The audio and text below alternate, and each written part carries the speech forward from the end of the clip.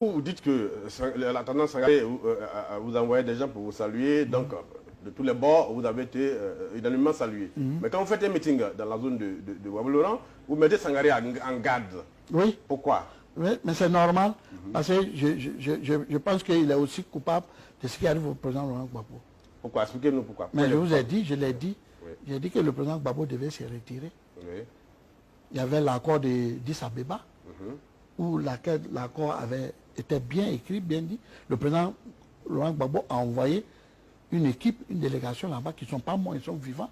On dit tu ne peux pas prendre un cadavre comme un témoin, c'est que tu es un menteur, mais ils sont vivants. Tous ceux qui sont à Addis Abeba là, qui sont revenus, ils sont vivants, ils sont là. Ils sont aujourd'hui. Et quel a été le rôle clé de Sangaré justement dans... Le rôle clé de Sangaré, c'est d'empêcher le président Gbagbo de faire son discours. En faisant quoi? Mais en faisant, quand vous venez prendre quelqu'un au palais pour l'amener à la maison et que les gardes autour de vous, l'entourage, les gardes de madame viennent donner l'ordre à la porte que plus le président ne va plus avoir accès, aucun journaliste, le président ne va plus parler avec quelqu'un et que même les ministres qui doivent raconter le président Laurent Gbagbo... Qui a donné cet accord? C'était Madame Gbagbo ou Monsieur c'est Madame Sangaré? Gbagbo. Quel a été le rôle précis de Monsieur Sangaré puisque vous C'est le l'accusez? rôle là, c'est la même chose. Les deux sont coupables. Donc vous estimez qu'ils l'ont pris en otage? Ils l'ont pris en otage, ils l'ont libérer la Côte d'Ivoire. empêché de faire... Oui, de libérer la Côte d'Ivoire parce que si le président avait accepté les accords de Ouaga et de Addis Abeba, Addis Abeba disait quoi? Après, c'est fini. Addis Abeba disait quoi? Que le président Laurent Gbagbo choisissait un premier ministre. Pas lui. Il nommait un premier ministre avec 15 ministres. Et le président, il cède le poste au président Alassane. C'est le partage du pouvoir. Le partage du pouvoir avec 15 ministres.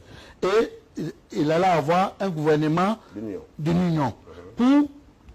Bon, le gouvernement de Laurent Gbagbo était déjà un gouvernement d'union. Oui, mais non, attends, pour apaiser la tension.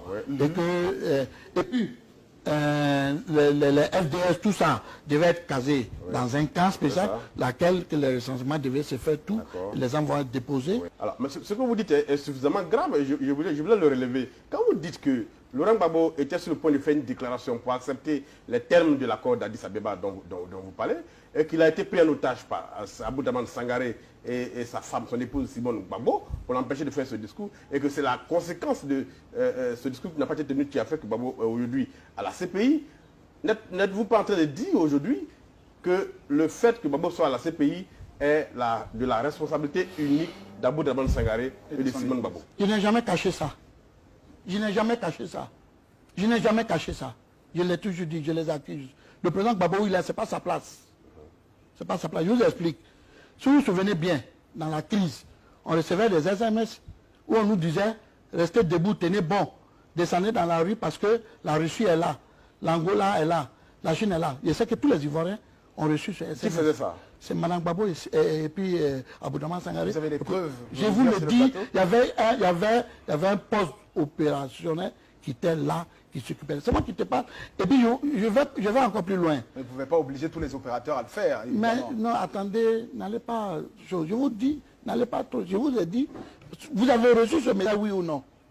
Oui, alors, maintenant je vous dis, c'était pas le président, je n'ai pas fini. Oui. Souvenez bien, lorsqu'à la RTI, Damara Picasso, il passait pour demander à tous les patriotes, partout où ils sont en Côte d'Ivoire, de se rendre à la résidence.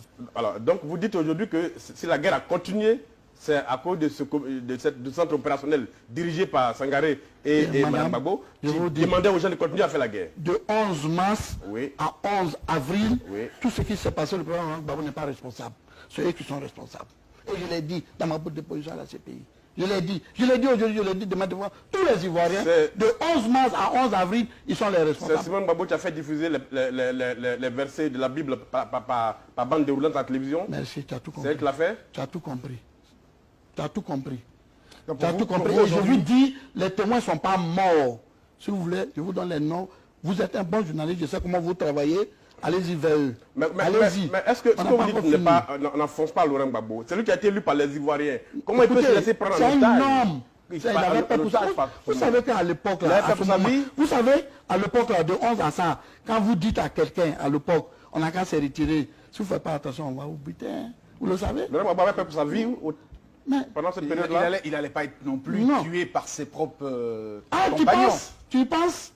Tu penses? Je n'ai pas avancé. Je vous pose la question. Est-ce que vous pouvez dire que Madame vous savez qu'il y a des gens, il y a des gens qui ne peuvent pas accepter d'être en haut et puis se retrouver en bas. Il y a des gens qui ne peuvent pas accepter ça. Il y a des gens qui sont prêts même à mourir. Vous savez, Madame Laurent Gbagbo, vraiment aujourd'hui elle est dans une situation difficile, je prie Dieu pour elle aussi. Mais c'est-à-dire ce qui me fait très mal, c'est que dans leurs attitudes, dans leur comportement, c'est comme si ils ne se reprochent rien du tout. Pourtant, il y a eu des morts en Côte d'Ivoire ici. Les Ivoiriens sont morts dans ce pays. Le monsieur n'est pas méchant, il n'est pas mauvais, il n'est pas un criminel. Il était entouré des criminels. Monsieur Sam l'Africain, on comprend criminels. On comprend l'émotion qui vous étreint, mais il n'en demeure pas moins qu'en Côte d'Ivoire, il y a quand même eu deux camps. Vous n'allez pas arc-bouter vos commentaires uniquement sur Mme Gbagbo et M. Sangaré. Au-delà, écoutez, il y a eu deux camps. Oui, il y a eu deux camps. Je vous explique. Oui. Je suis contre. Non, même à la CPI, il a toujours dit. Je suis contre de ce qui s'est passé. Mais je vous dis, le président a été piégé en lui disant d'aller aux élections.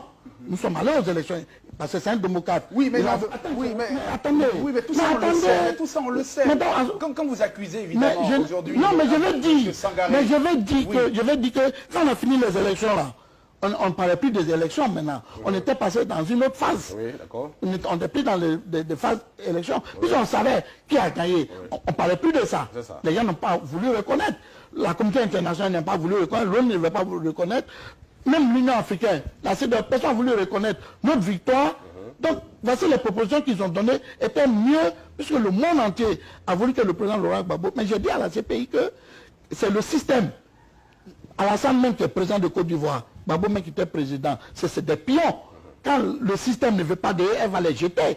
Je l'ai dit, ça a même fait rire au président Laurent Gbagbo, et c'est la vérité, c'est le système. Les gens n'ont plus voulu du président Laurent Gbagbo. Et il y a eu un accord qui était très bon, c'était la porte de sortie, la crise. Était bon même pour le président Gbagbo, était bon pour nous tous, était bon pour tous les Ivoiriens, mais il y a eu... Madame Sangaré et Madame Gbagbo et M. Sangaré ont empêché. On essaiera peut-être un de ces jours d'avoir... Vous le savez aussi, Sangaré, mais les enquêtes, les vrais témoins, ceux qui sont à Addis Abeba, qui sont revenus, qui sont venus faire le point, ce qui s'est passé quand ils ont fait le point, ils sont là, demandez-là, ils vont vous... Est-ce qu'aujourd'hui vous avez pu rencontrer M. Sangaré depuis que vous êtes revenu? Non, je ne suis pas venu parce que je ne peux pas le rencontrer. Quelqu'un qui m'a traité de tout avant de partir, quand je suis revenu, la sagesse a voulu qu'il s'excuse. Et il ne s'est pas excusé. Il ne l'a pas fait. Même Koné Aboubakar, ils ont traité Afi de tout. Et moi, quand je suis venu, la manière dont vous avez traité Afi de tout, à cause de moi. Et quand je suis parti, je suis venu, vous devez changer pour dire, ah Afi, on s'est trompé, on t'a traité de tout, mais tu n'es pas un mauvais type, tu es avec un bon compagnie, on s'excuse, on retire. Mais ils ne l'ont pas fait. Mais ils sont dans une logique, qui n'a aucun sagesse. Quand je vous dis que ils sont pas sages. Laurent Gbagbo est celui que les Ivoiriens ont élu et que les propos que vous tenez sont de nature à démontrer qu'il ne contrôlait pas la situation. Et qu'il arrivé un moment, moi je le dis, le président même vous avez dit qu'il aurait fait quelque chose, qu'il aurait été lui-même en danger. Est-ce qu'on peut extrapoler pour dire que le général Mangou a vécu la même situation en fuyant pour aller se réfugier à l'ambassade d'Afrique du Sud? Il va parler. Je ne parle pas à sa place. Je ne veux pas parler à sa place. Il ne va pas parler de ça. Allez, donc c'est des militaires, il ne parle pas de... Et quand vous êtes revenu...